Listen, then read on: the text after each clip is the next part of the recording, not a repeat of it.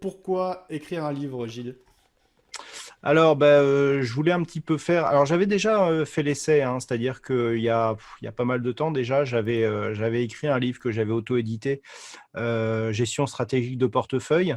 Et puis, en fait, moi, j'en avais pas trop eu l'idée. Et puis, il y a une personne qui est tombée sur ce livre un petit peu par hasard, et puis qui m'a dit que ça serait bien de le réactualiser et pourquoi pas d'en faire un vrai livre. Alors, bon, moi, faire un vrai livre, comment dire, faut avoir un éditeur, faut avoir tout ça. Et puis, en fait, on m'a présenté un éditeur, l'éditeur a été intéressé. Et donc, voilà, en gros, effectivement, le projet au début, c'était de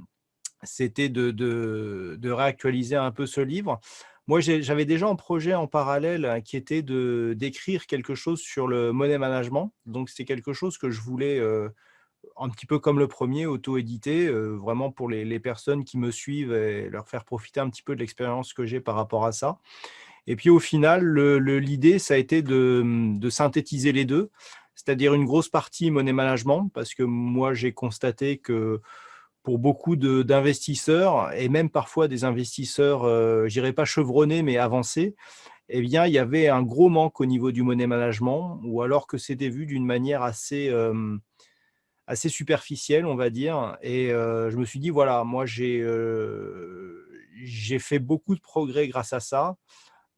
Pour ceux qui ne le savent pas, j'ai une gestion aujourd'hui qui est intégralement gérée par algorithme. Et en fait, la performance de ces algorithmes a vraiment décollé quand j'ai intégré le money management dans le code. Donc en fait, le but, je me suis dit, si je l'ai fait dans un algo, pourquoi pas le faire avec un livre? Et donc, je décidais donc de présenter un livre qui présentait des stratégies donc pour ceux qui avaient à investir donc sur les marchés financiers et là, plutôt sur les marchés boursiers, mais en incluant le money management pour vraiment avoir une vue globale de l'investissement boursier.